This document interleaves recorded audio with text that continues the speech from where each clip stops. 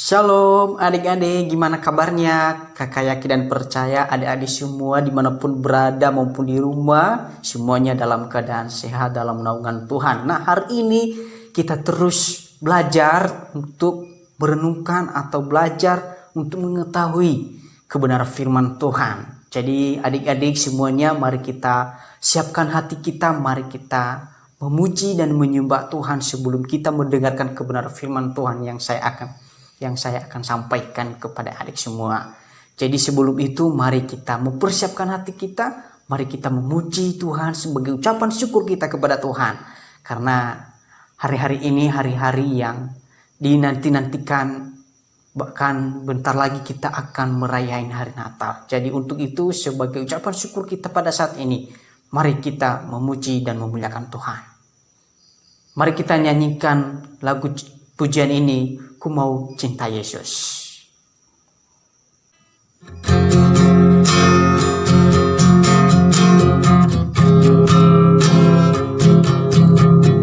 Ku mau cinta Yesus selamanya. Ku mau cinta Yesus selamanya. Meskipun badai silih berganti dalam hidupku, tetap cinta Yesus selamanya. Ya Bapa, ini aku anakmu, layakanlah seluruh hidupku. Ya Bapa, ini aku anakmu, pakailah sesuai dengan rencanamu.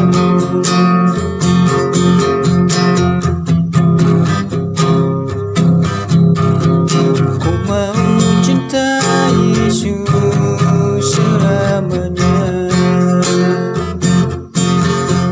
Ku mau cinta Yesus selamanya. Meskipun badai silih berganti dalam hidupku, tetap cinta Yesus selamanya. Ya Bapa, ini aku anakmu, layakanlah seluruh hidupku. Ya Bapa, ini aku anakmu, pakailah sesuai dengan rencanamu. Pakailah sesuai dengan rencanamu. Pakailah sesuai dengan rencanamu. Oke, nah saat ini kita akan mendengarkan firman Tuhan. Namun sebelum kita mendengarkan kebenaran firman Tuhan, mari kita terlebih dahulu bersatu dalam doa. Mari kita tutup mata, mari kita lipat tangan. Mari kita bersatu dalam doa. Bapa yang baik, Bapa yang kami sembah, kami sangat bersyukur dan berterima kasih Tuhan atas kebaikan-Mu dan kesetiaan-Mu yang luar biasa, di mana kesempatan ini kami boleh bersama-sama hadir dan boleh menikmati kebenaran firman-Mu dan bahkan kehadiran-Mu saat ini Tuhan Yesus. Terima kasih Tuhan buat kesehatan dan kekuatan yang telah Engkau berikan kepada kami, khususnya anak-anak-Mu ya Tuhan. Dan saat ini berkati kami dan berilah hati dan pikiran kami untuk mendengarkan, biarlah telinga kami dan wajah kami terus memandang Engkau sebagai Tuhan kami, sebagai Juru Selamat. Namun pada saat ini Tuhan, kami akan mau mendengarkan firman-Mu. Hanya di dalam nama Yesus Kristus kami telah berdoa dan mengucap syukur. Haleluya. Amin. Oke.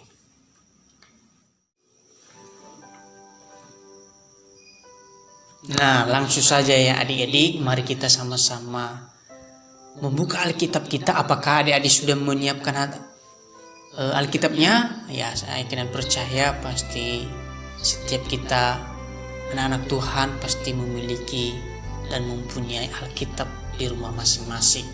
Jadi kita bisa mengetahui kebenaran firman Tuhan oleh karenanya ada Alkitab yang ada di rumah. Pasti setiap firman Tuhan yang boleh kita baca pasti kita akan melihat Alkitab kita. Oke, apakah sudah siap? Apakah Alkitabnya sudah ada di depan seperti kakak saat ini? Nah, oke. Jadi mari kita sama-sama membuka Alkitab kita. Jadi ada di dalam kitab Lukas pasal yang kedua ayatnya 11. Terambil dalam kitab Lukas pasal 2 ayatnya ke-11. Oke, apakah sudah mendapatkannya? Apakah sudah dapat? Oke, mari kita membaca bersama. 1, 2, 3. Beginilah firman Tuhan. Hari ini telah lahir bagimu juru selamat dunia, yaitu Kristus, Tuhan di kota Daud. Jadi hari ini tema kita adalah Tuhan Yesus juru selamat dunia. Jadi mungkin sebagian dari adik-adik tidak mengenal yang sesungguhnya siapa juru selamat dunia yang lahir ke dunia di dalam kehidupan kita. Mungkin adik-adik merasa bertanya-tanya kenapa Tuhan Yesus disebut sebagai Tuhan juru selamat dunia. Mungkin juga adik-adik di antara kita, sekalipun mungkin kita latar belakangnya orang percaya, tapi mungkin masih belum meyakini ya siapakah Tuhan Yesus itu. Kenapa Tuhan itu yang sangat berbeda di antara semua ciptaannya? Ya karena ciptaan Tuhan sempurna, tetapi Tuhan berbeda dengan kita karena Dia adalah Tuhan, anak Allah pilihan yang dilahirkan dari Roh Kudus, ya. Jadi kita percaya itu bahwa Tuhan datang dengan sempurna hanya untuk menyelamatkan kita dan menyucikan kita. Jadi maka Tuhan akan disebut sebagai Tuhan dan Juru Selamat dunia. Jadi mungkin adik-adik bertanya ya, bagaimana Tuhan menyelamatkan manusia? Ya, pasti adik-adik juga pasti percaya ya kepada Tuhan dan serta mengakui Tuhan sebagai Juru Selamat dunia di dalam kehidupan adik-adik.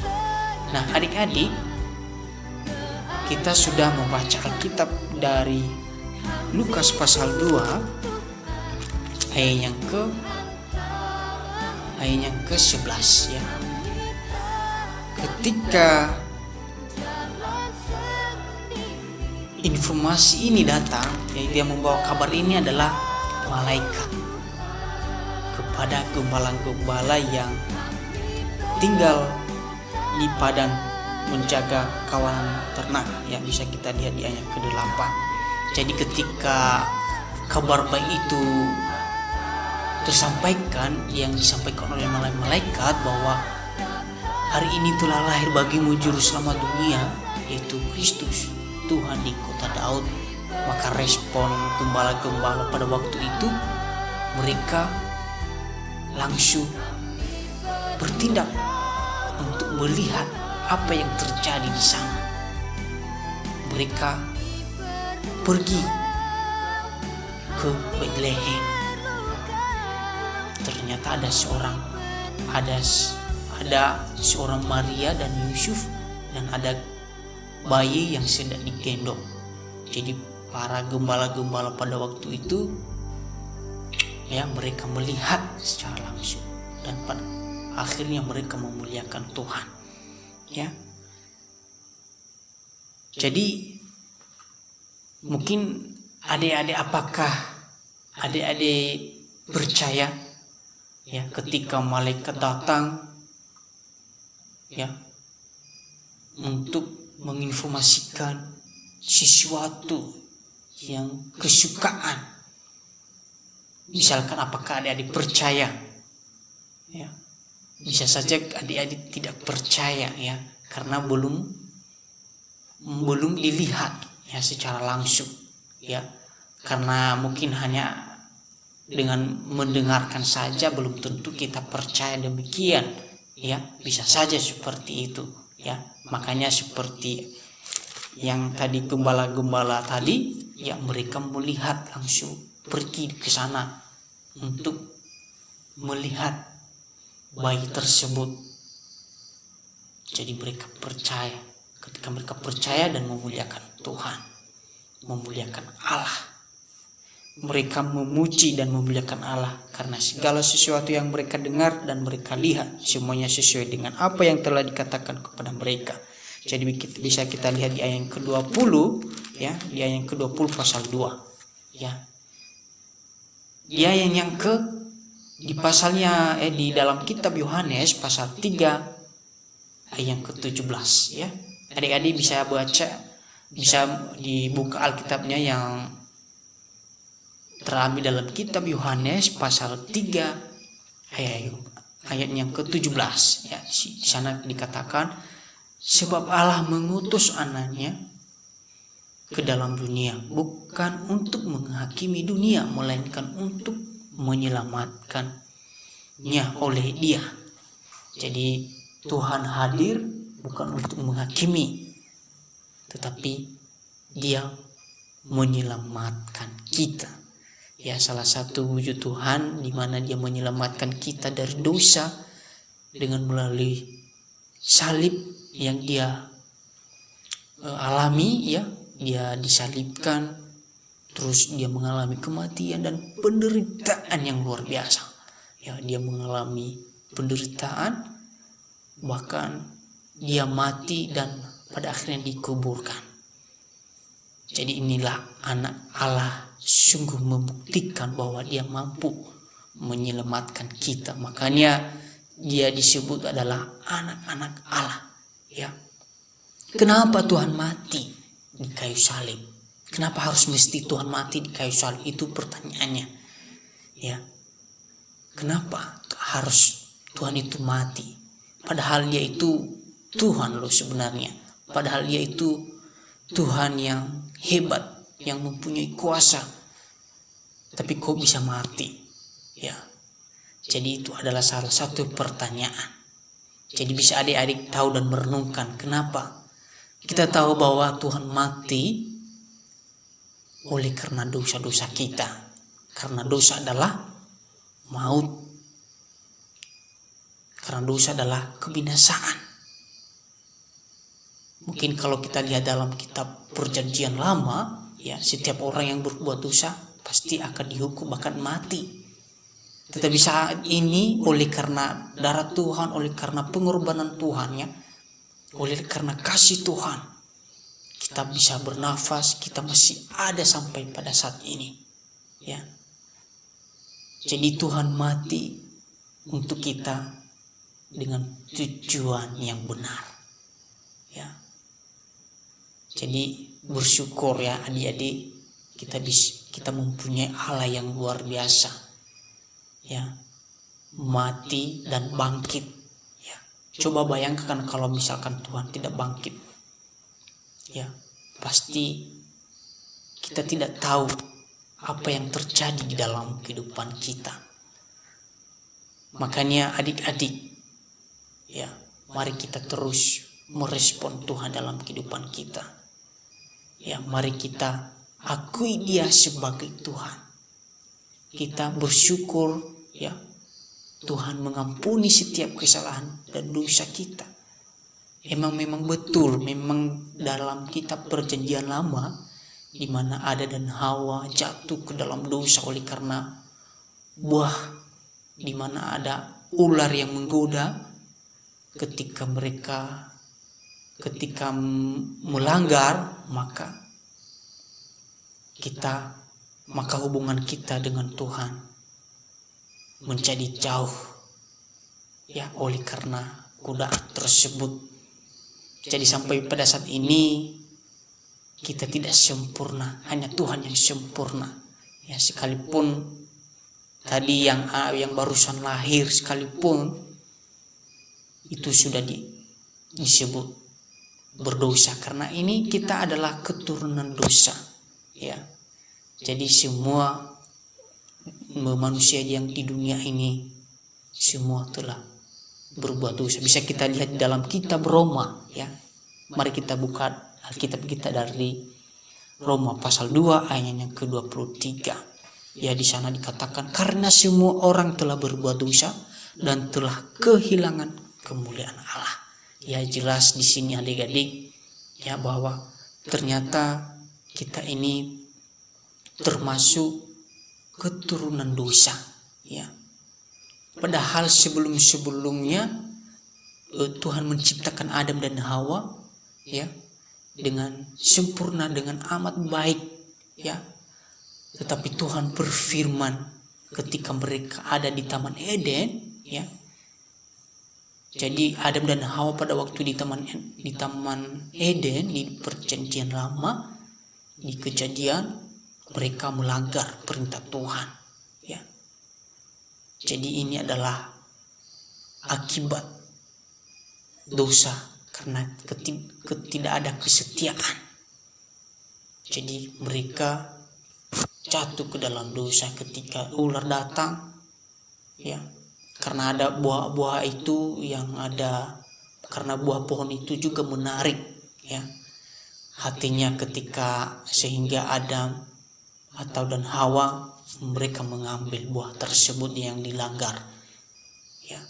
Sehingga ketika mereka makan, jadi mereka merasakan dan mereka mengetahui mana yang baik dan yang jahat.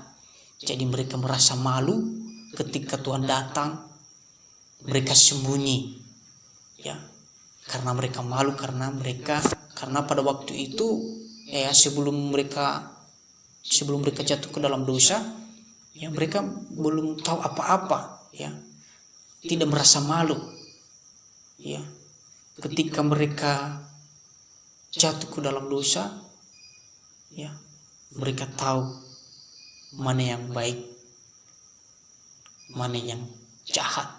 Jadi pada waktu itu ketika Adam dan Hawa melanggar perintah Tuhan, maka apa yang terjadi? Diusir di Taman Eden.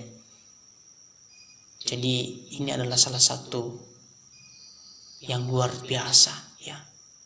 Masih beruntung, masih bersyukur Tuhan memberikan kesempatan untuk kita, ya. Tuhan memberikan kesempatan untuk kita, sekalipun hanya cuma diusir di Taman Eden, tetapi Tuhan memberi kesempatan untuk kita. Jadi mari kita sebagai anak-anak Allah, ya, mari kita bersyukur punya Allah, punya Tuhan Juru Selamat dunia. Secara pribadi adik-adik dan secara pribadi saya sendiri.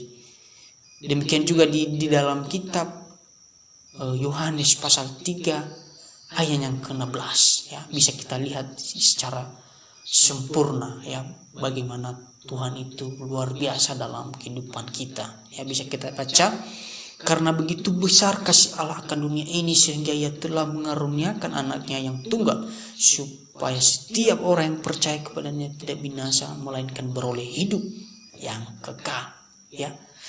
Ketika Tuhan lahir untuk kita, bukan dengan tujuan bermaksud untuk menghakimi, tetapi untuk menyelamatkan kita dari dosa, ya. Apakah kita sudah mampu memiliki kasih seperti Tuhan, ya? Kasih yang tidak pernah terbatas, selalu hadir dan selalu nyata dalam kehidupan kita, kasih Tuhan yang sampai saat ini kita bisa merasakannya, ya. Jadi kita sangat-sangat dan sungguh berbeda dengan Tuhan ya. Memang perbedaan dengan kita dengan Tuhan paling tinggi ya. Dia yang paling tinggi di atas manusia, dia yang berkuasa atas manusia. Ya, dia yang menciptakan kita, bahkan seluruh dunia ini dia yang menciptakan langit dan bumi dan beserta isinya. Ya. Dan saat ini apa yang harus kita lakukan dalam kehidupan kita?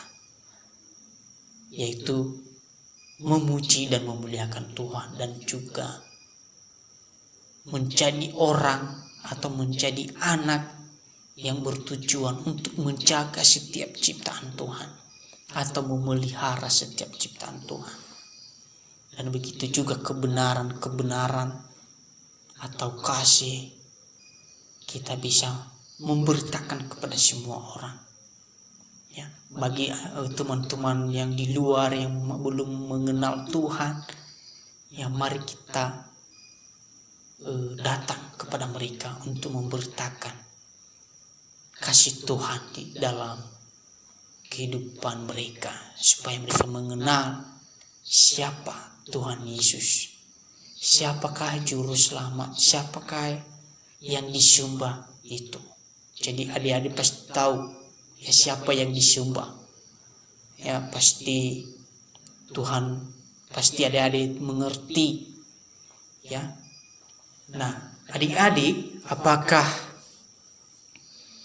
kita masih kurang percaya atau masih kurang yakin